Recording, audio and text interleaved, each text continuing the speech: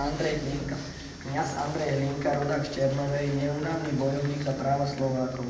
Na jeho podnet si Černovčania postavili kostol z vlastných prostriedkov, vlastnými rukami, veď Liptáci boli od dávna vychýrení murári.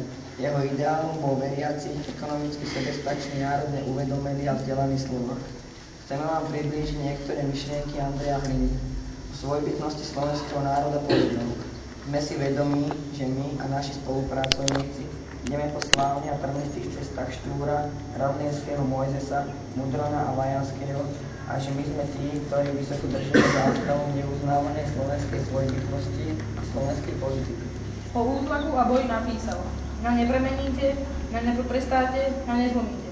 Slovákom som sa narodil, Slovákom som a Slovák budem. A keď vyjdem zo žalára, zas len budem pokračovať tam, kde som prestal.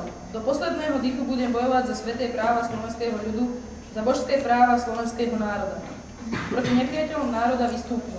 Budem pracovať vodne i v noci do tých čias, kým z červeného Slovenska nebude Slovensko biele, Slovensko slovenské a kresťanské. Naše pocity, keď sme išli robiť plagát, boli také, že to bude hračka, ale keď sme sa oboznámili s tým, čo nás naozaj čaká, hneď nás to prešlo. V podstate sme to zvládli. Konečný výsledok plagátu nás však potešil. Veríme, že i vás zaujíma.